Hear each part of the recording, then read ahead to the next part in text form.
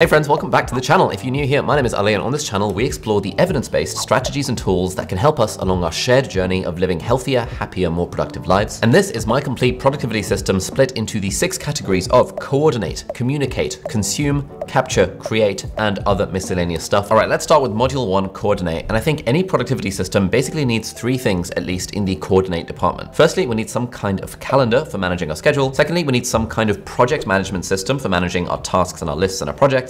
And thirdly, we need some kind of file management system. So firstly, the app that I use for my calendar needs is Fantastical. I've been using that for the last 5 years. It's absolutely sick. It is Mac only, but it connects to Google Calendar and Apple Calendar and Outlook Calendar, and basically all the calendars connect to Fantastical. And it's kind of the same as most other calendar apps. It just looks really pretty, and it has a few natural language processing features that make it really handy. For example, if I want to create a new calendar event, I can just type into the box on my phone or on my Mac or on my iPad, 15th of April, 3 to 5 p.m., something happening at whatever location, and it will figure out based on what I've written what time it is, what date it is, like what the location is, and it will automatically add that to my calendar, which is just super handy. And the way I manage my life is that if something is not on the calendar, it basically doesn't exist. And so I don't have to spend any mental strain worrying or wondering about what I'm doing next, because it's literally just on the calendar. Next, when it comes to file management, I use Google Drive for everything. I'm very entrenched in the Apple ecosystem, but I don't use iCloud Drive very much. I use Google Drive and have been using it for the last 10 plus years. And for personal stuff, I use my own personal Google Drive account. I think it has 2 terabytes of storage. And for business stuff, we use Google Workspace or G Suite or whatever it's called these days, which has unlimited storage. And you can see here, we've actually used 20.3 terabytes of Google Drive storage as a team so far, which is pretty insane. And it's awesome that this is all kind of included for unlimited storage with Google Workspace. That's pretty insane. Thirdly, when it comes to project management, I actually use 2 different apps for this. I use Todoist as my own personal task management, which I use basically for myself and with my assistant, Dan. I really like Todoist. I've dabbled with so many other to-do list apps over the years, and the thing I like about Todoist is that it's very simple, it's fairly cheap. I think the free version, if you don't want to use it with a team, is actually free. It's completely cross-platform, so it's available on Windows and iPhone and all of the other things as well. And it's got some pretty good sharing features as well. So if I want to delegate stuff to Dan, I can just make a little project called Dan, share it with him, and then that's all the things that I want Dan to hopefully try and sort out for me so that I don't have to sort them out myself. It's also a nice way for me to track my someday maybe bucket list type thing for personal and work stuff. So rollerblading, archery, hunting, glamping, mountain biking, wakeboarding. These are all things that I want to organize group trips, group holidays for at some point or other, and I track them all in Todoist. So that's what I use for personal task and project management. But for my personal daily stuff, I actually use an analog method with my own part-time productivity planner from the stationery brand that I've created called Essentially. And so some days, if I don't really know what I'm doing for the day, or I feel like my to-do list is getting overwhelming, I will open up the part-time productivity planner and I will figure out what is my most important task, what's the one thing I need to get done today, and then what is everything else on the my to-do list. This is stuff that I might get along to if I feel like it. I don't use it every day, I use it some days when I need to, and that's why it's called the part-time productivity planner. It doesn't really have any dates on it, and that's one of the things I've realized about living in this world of productivity and refining my productivity system over the last 5 years, that a system that forces you to conform to it very rigidly, at least for me, is not a system that will work out for me. So a lot of these apps, I don't use them every day. I don't use them religiously. And I find that that level of flexibility and freedom lets me use the apps and the tools when I need to. But if I don't need to, then the apps and tools get out of my way and I can actually do the thing that I want to do, which is being intentional and effective with how I spend my time. So it's Todoist and the planner for personal projects and stuff. But when it comes to team project management, I use Notion. Notion is the app that we use for all of our projects across the whole team of 18 people that we have now, which is pretty insane. And I'm gonna do a whole other video where I break down our entire Notion setup because it's pretty next level. But here is, for example, our content production engine, which tracks all the videos that we're making across the YouTube channel, the 2nd channel, the 3rd channel that we're working on, the Deep Dive podcast. And all the different people in our team have their own personalized views for the content production engine, so they can just hit a single page and they can see exactly what they're supposed to be working on in terms of research or thumbnails or whatever. And I can put all the ideas I have for upcoming videos or stuff for the book or stuff for podcast episodes. And it's all very full featured, but really the key to using Notion well is to start off with a very simple system and then build it up over time if you need to. Let's move on now to module 2 of the productivity system, and that is communicate. Now, obviously communication with our friends and family and relatives and team, all of this is an important part of living a good life and also an important part of being productive. And so there's a few different apps that I use to make this process as seamless as possible. One of my new favorite additions to the productivity system is something called texts.com. Now, text.com is amazing because it's a web interface that combines multiple different messaging apps. So I have it combining my WhatsApp, my iMessage, my Twitter DMs, and my Telegram. And it's got a bunch of features that really help with getting to inbox 0 when it comes to messages. I almost never get to inbox 0 when it comes to messages. I'm so bad at replying to messages. I have kind of dozens, if not potentially 100 unread messages from the last like 2 weeks that I need to reply to at some some point. But when I get time to reply to things, then text makes it super easy to do, and I can bash through a large amount of things on my computer. So mostly I use text for personal communication, but we use Slack for team communication. Slack is great. We have a channel for announcements, for general, for idea suggestions, the water cooler, the book, courses, email, podcast, the part-time brand, the social media, website, YouTube, hiring, leadership team, etc., etc., etc. There's so much stuff that we have going on in Slack. So Slack is for internal team communication, and then we also use Discord as a community platform for students of our part-time YouTuber Academy. And also, we are in the process of setting up a new Discord for just anyone who wants to join the Ali Abdaal community, or whatever we're going to call it. At the moment, we're calling it the Friend Zone, because it's like, hey friends, it's like the Friend Zone.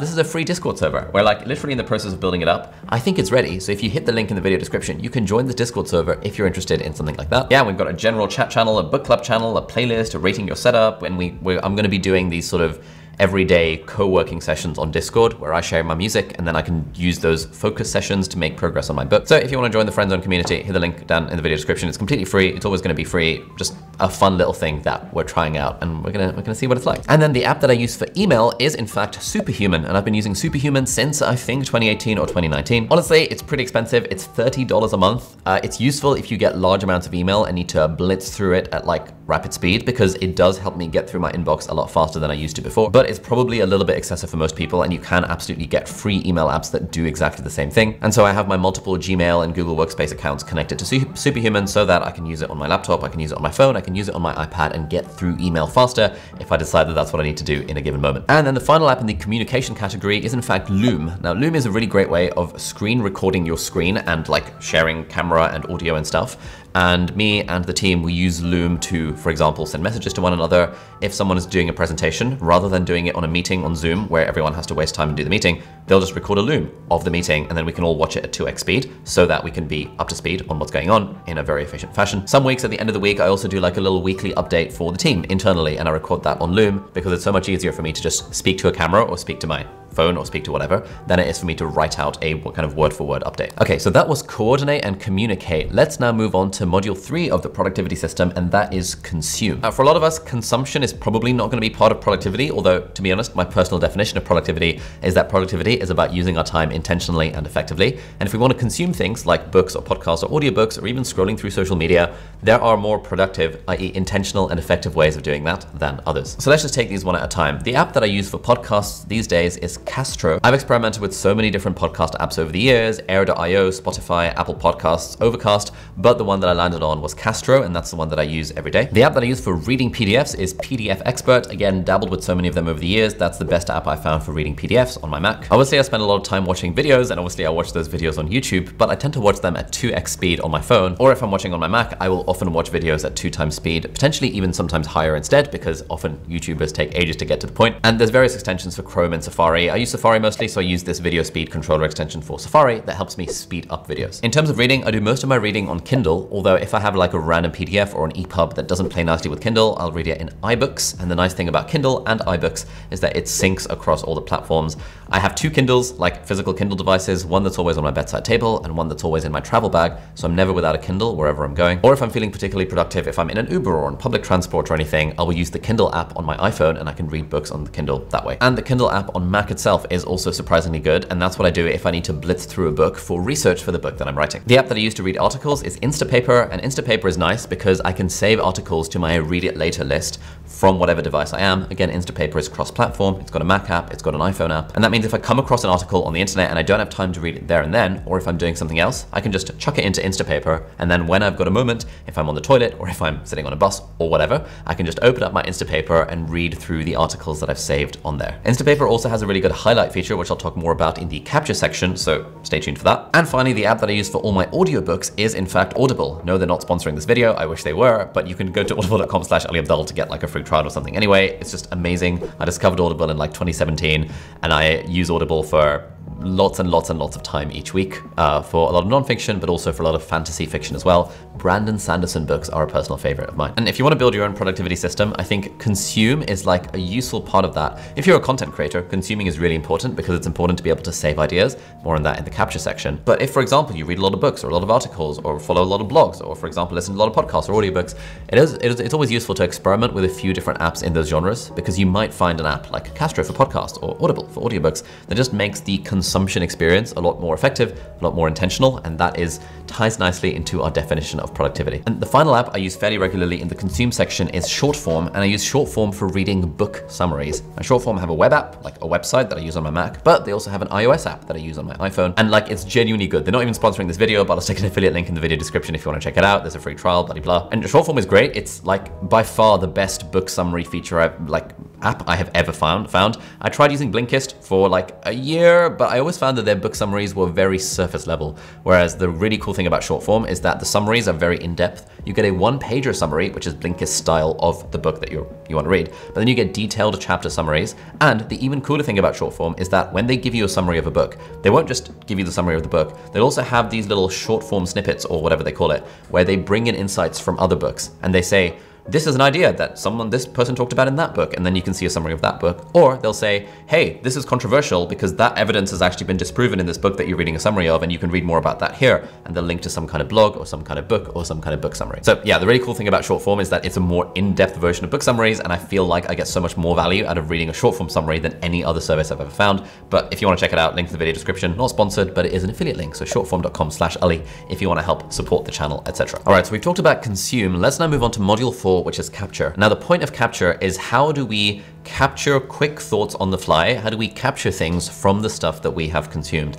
This is important if you are a content creator. It's also really important if you're a writer, because if you can build your own note-taking system, your own personal knowledge management system, it makes it so much easier to then create works of, creative works. Whether you're a writer or a YouTuber or a blogger or a podcaster or an artist of any kind of sort, we all need various systems for capture in our lives. Now, broadly within capture, I've got two separate ways of capturing things. I have manual systems for things that need capturing manually, and I've got automated systems for things that can be captured automatically.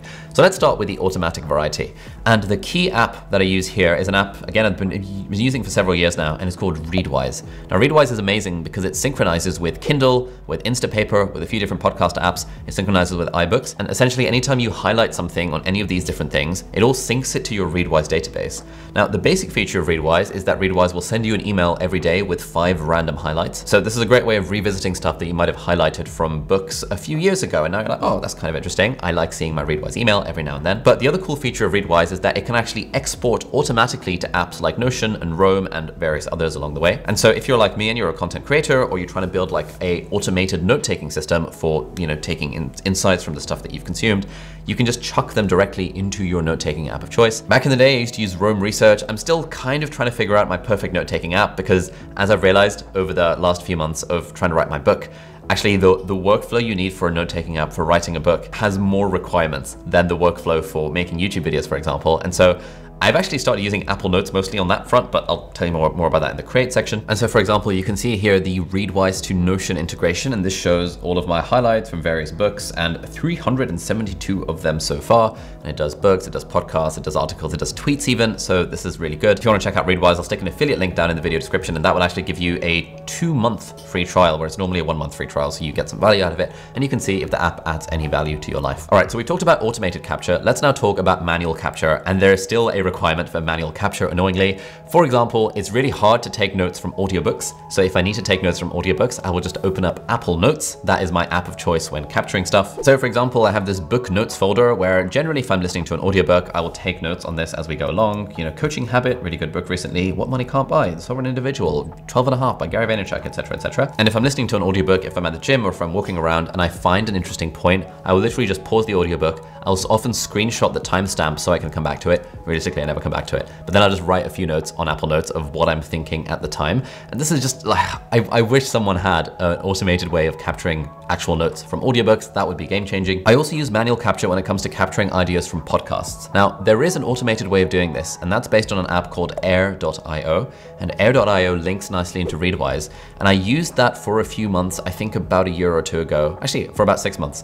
But anytime I use Air, I just find it's a bit too buggy, and I think the app's still in beta. But similarly with podcasts, if I come across a podcast and I want to take some notes on it, I'll just open up the podcast notes folder on my Apple Notes and I'll take notes from it there. unless it's going directly into the book, in which case it goes directly into my Google Doc. There's a few other apps that I use for manual capture as part of the productivity system. The journaling app that I use and I have been using since 2016 is called Day One. And Day One is amazing. It's a beautifully designed app. I use it on my Mac, use it on the iPad, use it on the iPhone, and it is also available on Android as far as I know. And that's great because that's what I use for my daily-ish journaling. Although, like I said, I don't do this stuff daily. I do it like every few days when I remember, but I think that's way better than nothing. And I don't like rigidly sticking to like a daily routine, basically. And then the app that I use to track my workouts at the gym, which I'm including in the capture section because it's like capturing data, is Strong. Strong is really good. It basically lets you create custom workouts and then it tells you what weight you lifted last time and how many reps. And so if you're like me and you make shit up when you go to the gym, which is gonna change because I'm doing a fitness journey at some point soon.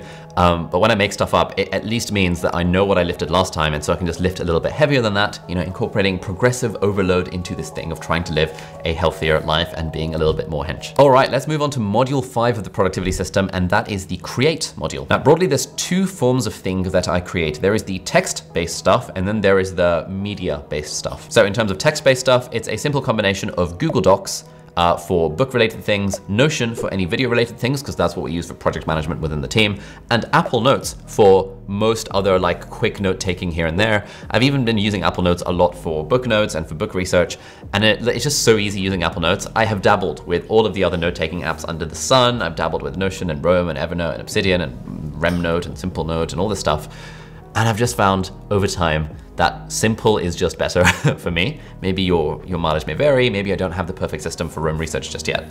But I just find myself using Apple Notes for most of my note-taking needs.